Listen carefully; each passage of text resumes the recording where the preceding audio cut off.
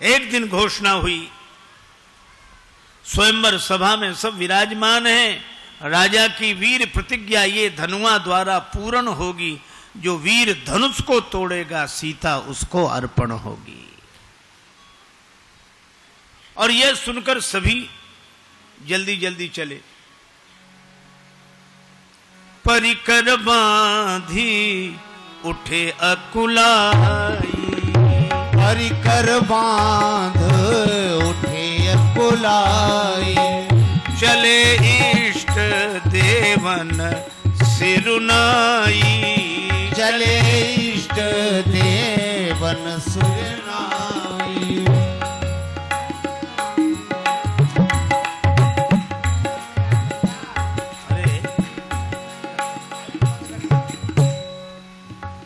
चले इष्ट देवन सिरुनाई, चले इष्ट देवन सिरुनाई। राजा लोग उठे, परिकर बांध, यहीं से देखो, उठे अकुलाई। अब थोड़ा मानस की इन पंक्तियों पर हम लोग विचार करें। ये राजा लोग अकुला कर क्यों उठे? कि कहीं कोई हमसे पहले जाके धनुष न तोड़ दे, इसलिए जल्दी जल्दी जा रहे हैं, कमर कसी अकुला कर चले। और जो काम सबसे पहले करना चाहिए वो बाद में किया, इष्ट देवन सिरुनाई। और इष्ट देवताओं को पहले प्रणाम करना चाहिए, पर बाद में। एक सज्जन कह रहे थे कि इष्ट देवों ने इनकी प्रार्थना सुनी क्यों नहीं? का इष्ट देव भी मजबूर हैं। मान लो अनेक राजा इकट्ठे हैं, उनमें 100 राजा ऐसे हैं जो गणेश जी के भक्त हैं, तो एक राजा जा रहा धनुष तोड़ने, वो कह रहा है हे गणेश जी महाराज हमसे धनुष तोड़वाना, तो सभा में बैठे हुए 99 कह रहे हैं गणेश जी महाराज इससे धनुष मत तोड़वाना, नहीं हम क्या तोड़ेंगे। अब गणेश जी के साथ बड़ी समस्या कि वो एक की सुने कि 99 की सुने। अच्छा, मजे की बात यह कि जिससे धनुष नहीं टूटता था वो भी 99 में शामिल हो जाता था। वो कहता था हमसे धनुष नहीं तोड़वाया तो कोई बात नहीं, लेकिन अब इससे मत तोड़वाना, नहीं हमारी बड़ी हंसी होगी। बोलो,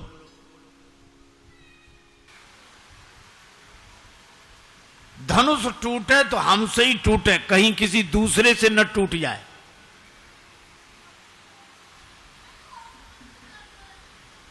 पर किसी से धनुष हिला भी नहीं, तो ये इकट्ठे हो गए।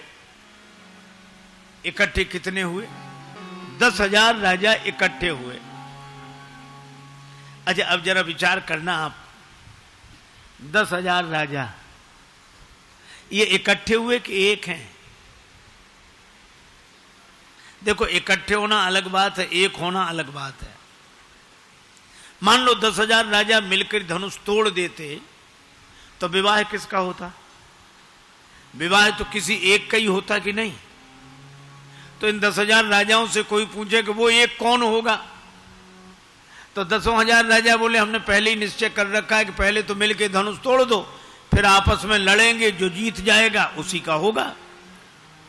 अब आप विचार करो, जिन्होंने पहले ही ये निश्चय कर रखा हो कि बाद में तो लड़ना ही है, ऐसे संगठन से समाज का कल्याण होगा? ये इकट्ठे हैं, एक नहीं। और मैं कहता हूं कि भगवान की कथा में हम लोग इकट्ठे होकर आए हैं, और जब भगवान की कथा सुनकर जाएं तो एक होकर लौटें, यही सत्संग की सार्थकता है। हम इकट्ठे होकर तो आए हैं और एक होकर लौटे।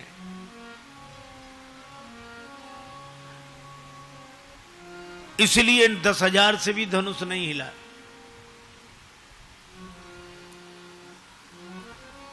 तब वयोवृद्ध, देखो राम कथा तो दर्पण है, प्रत्येक युग का सत्य दिखाई देता है।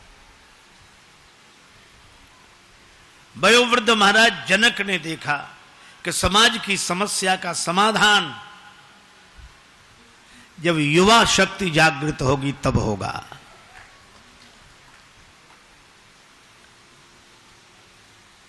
और इसीलिए वयोवृद्ध जनक जी ने सीधे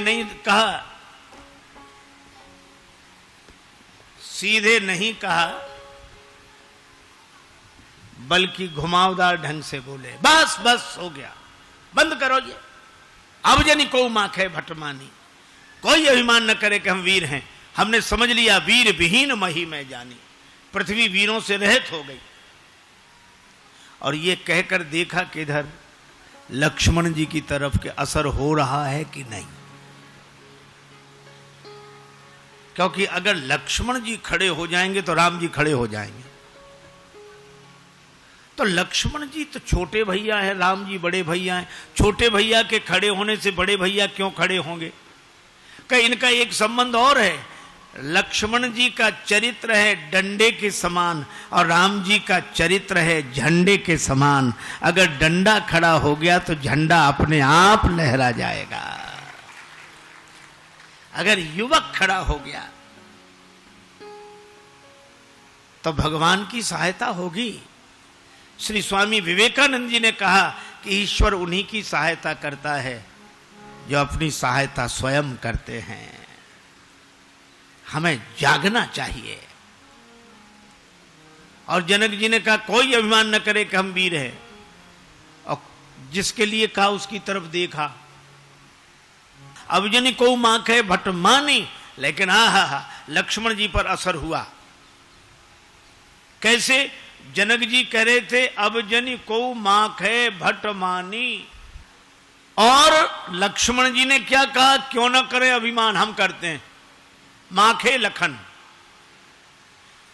जनक जी कह रहे थे जनी को माखे, कोई अभिमान न करे, और लक्ष्मण जी ने माखे लखन कुटिल भई धो हैं, रदपुट फरकत नयन रिसों हैं, और लक्ष्मण जी उठकर खड़े हो गए। तो जो जनक जी ने देखा समझ गए कि काम बन गया, क्योंकि जनक जी का जो क्रोध है वो बाहरी है, भीतरी नहीं है। और जब नहीं रहा गया तो नाई राम पद कमल सिर बोले गिरा प्रमाण, राम जी के चरणों में प्रणाम किया, फिर बोले सुनहु भानुकुल, सुनहु भानुकुल पंकज भानु, सुनहु भानुकुल पंकज भानु, सुनहु भानुकुल पंकज भानु, कहूं सुभावन कछु अभिमानु, सुभावन कछु अभिमानु, रघुवंशिन मह जहाँ को होई, तेहि समाज यस कहि न कोई, सुनो भानुकुल पंकज भानु, सुनहु भानुकुल पंकज भानु, सुनहु भानुकुल पंकज।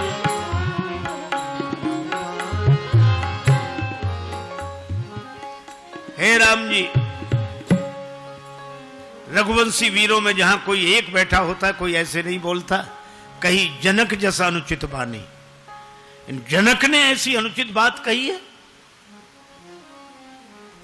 राम जी ने कहा कि तुम कौन सी उचित बात कह रहे हो?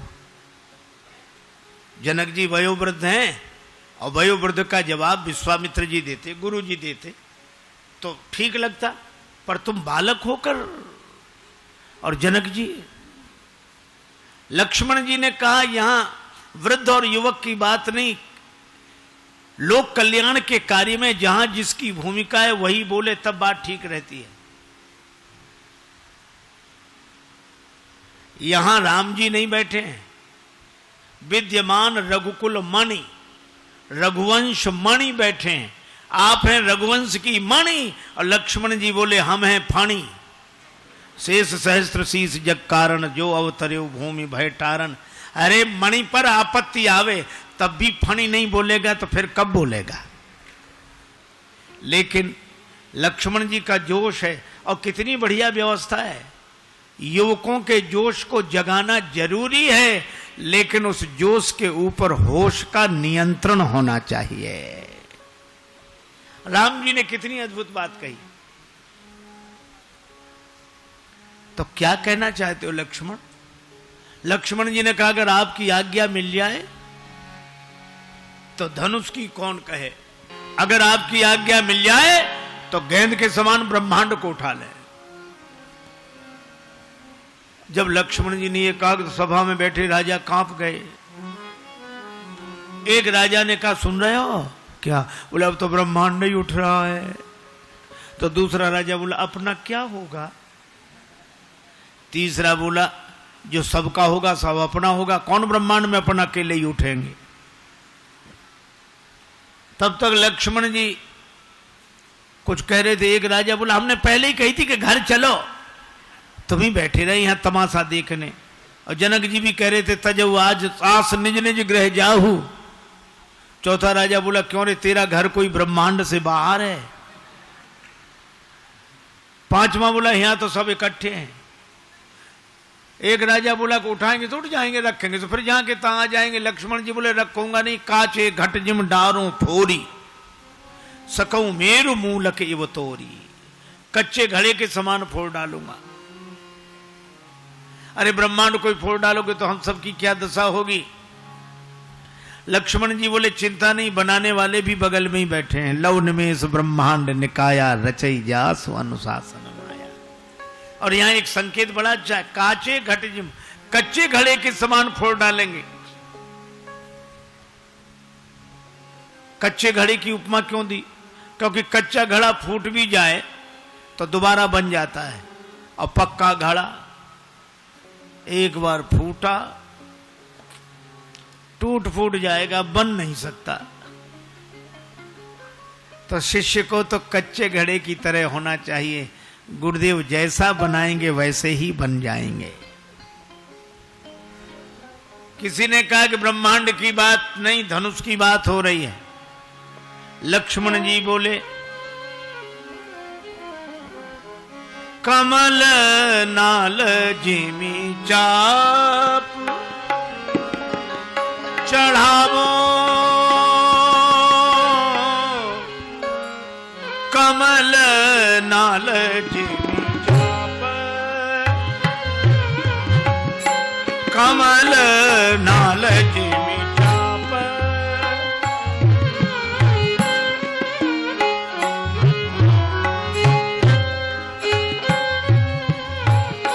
कमल नाल जिमी चाप,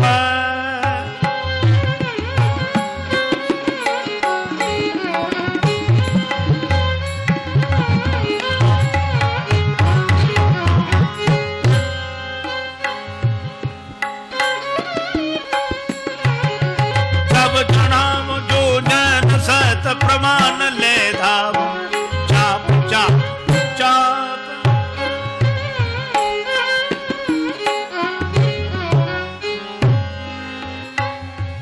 कमलनाल की तरह धनुष को चढ़ाकर 100 योजन तक ले जाऊं, छत्रक दंड की तरह तोड़ डालूं। इतनी शक्ति है।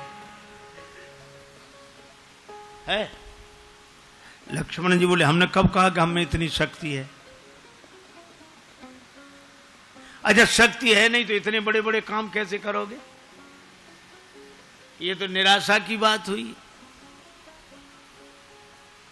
एक आदमी अपनी घोड़ी की तारीफ करता था कि महाराज ऐसे चलती है, हवा से बातें करे, रंग तो देखते ही रह जाओ, कान ऐसे मिले, उसमें गुण ही गुण, गुण ही गुण, कमी सिर्फ एक।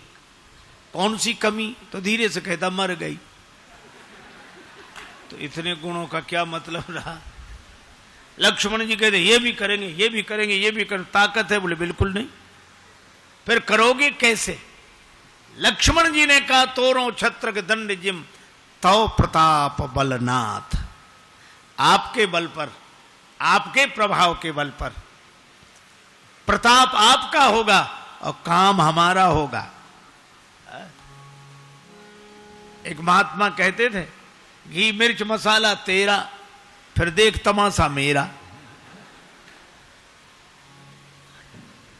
युवकों में ऐसा ही उत्साह होना चाहिए कि आपकी कृपा के बल पर हम ऐसा पुरुषार्थ करके दिखाएंगे। तोरों छत्रक दंड जिम तव प्रताप बलनाथ, और जो न करो प्रभु पद शपथ कर न धरो धनुभात, हाथ में धनुष बाण नहीं रखूंगा। और लक्ष्मण जी जब बोले तो धरती हिल गई। लखन सकोप वचन जब बोले डगमगान मही दिग्गज डोले।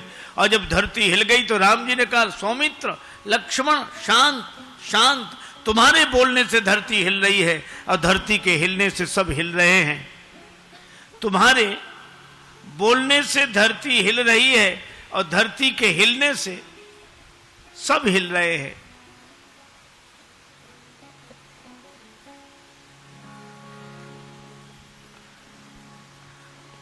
लक्ष्मण जी बोले प्रभु सब तो हिल रहे हैं लेकिन अभी दो नहीं हिल रहे हैं। दो कौन नहीं हिल रहे हैं?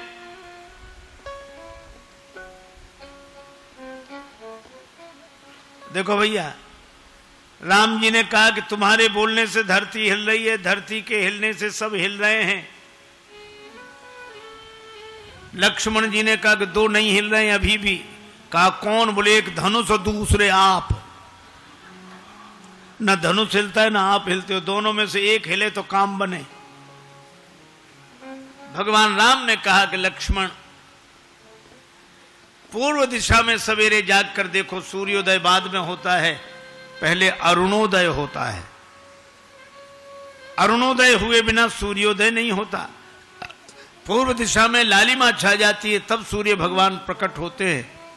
राम जी ने कहा कि लक्ष्मण तुम मुझसे कह रहे हो कि आपका प्रभाव सूर्य है, देर में उगे तो किसे कष्ट नहीं होगा। लेकिन लक्ष्मण जी से राम जी ने कहा कि मेरा प्रभाव अगर सूर्य है तो लक्ष्मण तुम उस सूर्य की लालिमा हो। जब तक तुम प्रकट ना हो जाते तब तक हमारा प्रभाव कैसे प्रकट होता।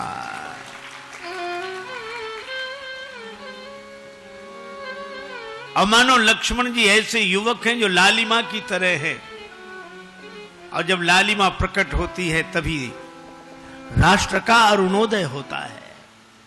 और जब ऐसा समय देखा विश्वामित्र जी ने, तब तुलसीदास जी कहते हैं अगर राम जी धनुष तोड़ दो। अब राम जी ने जो सुना, न हर्ष है न विषाद है, सुन गुरु वचन चरण सिरनावा, हरस विषाद न कछूर आवा। क्योंकि राम जी जानते धनुष टूट गया, गुरुजी के निश्चय में तो टूट गया और गुरुजी के संकल्प में टूट गया। अब मुझे तो केवल जाकर हाथ लगाना है। और मुझे लगता है कि कार्य करने वाले युवकों में यही भावना होनी चाहिए कि हमें तो हाथ लगाना है। राम जी चले, और कैसे जा रहे हैं? सहज ही चले सकल जग स्वामी, मनहु मंजुवर कुंजर गामी। मत वाले हाथी की तरह झूमते हुए जा रहे हैं, हाथी की तरह है? जानकी जी सबसे प्रार्थना करती हैं, हे शंकर भगवान धनुष आपका है, हे भवानी माता आशीर्वाद आपका है, हो प्रसन्न महेश भवानी। हे गणेश जी महाराज आप विघ्न दूर करने वाले हो, गणनायक वरदायक देवा। क्या करे? गणेश जी से जानकी माता बोली इस धनुष का वजन कम कर दो। गणेश जी बोले इस काम के लिए हम ही मिले थे, हमारा ही वजन कौन सा कम है। गणेश जी का वजन कौन सा कम है?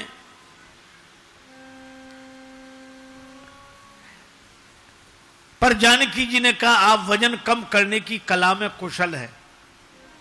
जितने तुंदिल स्थूल काय आप देखते हैं, अगर वजन उसी माप से होता तो बेचारे चूहे की क्या हालत होती जो आपका वाहन है। और बात कितनी बढ़िया है, हमारे यहां प्रथम पूज्य उसे कहा गया कि छोटे से छोटा व्यक्ति भी जिसका वजन उठा ले, वही हमारे यहां प्रथम पूज्य है, बड़ा है।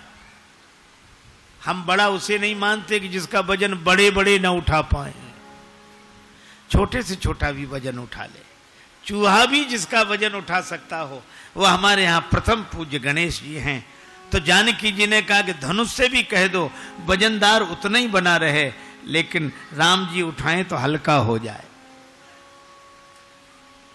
पर गणेश जी से कहने के बाद फिर धनुष से ही बोली तुम ही हो जाओ ना हल्के। धनुष बोला हल्के तो हो जाएं, वजन कहां ले जाएं? अपना वजन इन राजाओं पर डाल दो। क्यों? तुम वजनदार हो, इसलिए तुम हिल नहीं रहे हो। और ये राजा लोग इतने हल्के हैं, इनमें थोड़ा भी वजन नहीं है, ये बिना हिले मानते नहीं है। कुछ तो वजनदार हो जाएं, जिसमें जितना जर्फ है उतना ही वो खामोश है। अपना वजन इन पे डाल दो, तुम हल्के हो जाओ। धनुष बोला भरी सभा में हम हल्के हो जाएं? सभा में हल्के लोग भी भारी बन के बैठते हैं, और कोई अपने को हल्का सिद्ध करे। जानकी जी बोली सभा की ओर मत देखो, हो हरु और रघुपति ही निहारी। राम जी की ओर देखो, राम जी को देखकर हल्के हो जाओ। और कितनी अद्भुत बात है, राम जी कहां आ रहे हैं? हमारी तरफ आ रहे हैं। क्यों आ रहे हैं? हमारा वजन उठाने आ रहे हैं। श्री जानकी जी ने कहा कि जिसका वजन उठाने के लिए भगवान स्वयं चलकर जिसके पास आ रहे हों, वो भी चिंता के बोझ से हल्का नहीं होगा, तो फिर और कौन हल्का होगा? हो हरु और रघुपति ही। भगवान ने धनुष की ओर देखा, चितव गरुड़ लघु व्याल ही जैसे। दम के उदामिनी जिमि जब लयऊ, पुनि धनु नभ मंडल सम भयऊ। लेत चढ़ावत खेचत गाढ़े, काहु न लखा देख सब ठाड़े। जय क्षण मध्य, जय क्षण मध्य राम धनु तोरा। राम धनु तोरा, भरे भुवन धुनि घोर कठोरा। भरे भुवन धुनि घोर कठोरा। भरे भुवन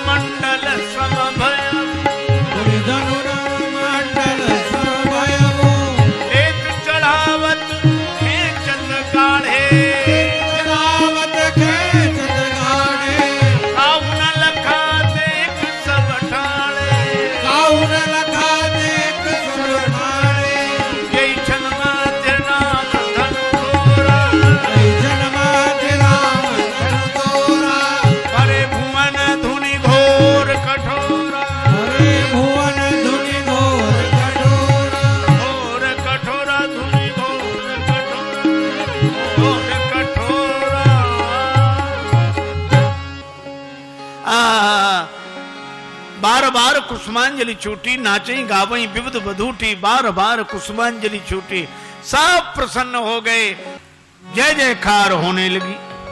सभी प्रसन्न हुए धनुष के टूटने से, पर किसी ने धनुष से कहा धनुष तुम दुखी हुए होगे, जुड़े हुए थे आज तोड़ दिए गए। धनुष ने कहा अच्छा रहा कि हम तोड़ दिए गए। क्यों? धनुष बोला जब हम जुड़े थे तो दूसरों को तोड़ते थे, अच्छा बोलो धनुष जुड़ा रहेगा, उस पर से बाण चलेगा तो दूसरे टूटेंगे कि नहीं? धनुष बोला हम जुड़े थे तो दूसरों को तोड़ते थे, और आज टूटे हैं तो दो को जोड़कर टूटे हैं, इसलिए हमारा टूटना अच्छा। अहंकार जब जुड़ता है तो समाज टूटता है, अहंकार जब टूटता है तो समाज जुड़ता है। अच्छा आपने देखा धनुष से किसी ने कहा कि बड़े बड़े राजा तुम्हें उठाने आए, तब नहीं उठे, नन्हे से राजकुमार राम जी के हाथों उठ गए। धनुष ने कहा कि हम उठे भी तो राम जी के हाथों में उठे, अर्थात अगर अपनी उन्नति हो तो उन्नति के पीछे भगवान का हाथ देखे। बोले ऐसा उठना किस काम का कि गिर गए? बोले गिरे भी तो राम जी के चरणों में गिरे। गिरना हो तो राम जी के चरणों में गिरो, और अगर उत्थान हो तो भगवान की कृपा का हाथ देखो। लेकिन भगवान ने तुम्हें ऊपर उठाकर नीचे क्यों गिराया? भगवान हमें मुक्ति दे रहे थे ऊपर उठाकर, लेकिन मैंने कहा मैं इतने दिन मिथिला में रहा हूं, मुझे मुक्ति नहीं, भक्ति चाहिए। भगवान ने कहा भक्ति चाहिए तो चरणों में ही रहो। तो तुम्हारे दो टुकड़े क्यों कर दिए? बोले चरण भी तो दो हैं, और बिना द्वैत भाव के भक्ति कैसे हो सकती है? जिस में अकड़ थी वो कोदंड का दंड टूट गया, और जिसमें नम्रता थी वो रस्सी बच गई। श्री जानकी जी जयमाल लेकर आई। श्री सीता जी से कहा कि इन्हें जयमाल पहनाओ। श्री सीता जी ने माला उठाई, सुनत जुगल कर माल उठाई, पर प्रेम विवश पहिराई न जाई। श्री जानकी जी जयमाला पहना नहीं पा रही हैं, प्रेम में अत्यधिक विवश हैं, प्रेम ने बेवल कर दिया है।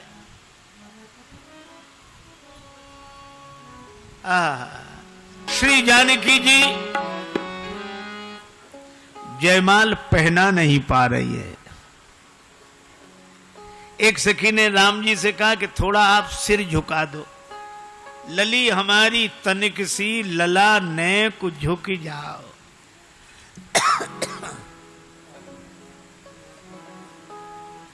हमारे राम जी बड़े सरल हैं, तुरंत सिर झुकाने लगे। एक सखी बोली बहन गजब हो गया, आज तक किसी रघुवंशी वीर का सिर भरी सभा में झुकाओ ऐसा सुना भी नहीं गया, आज तो देख रहे हैं कि झुक रहा है।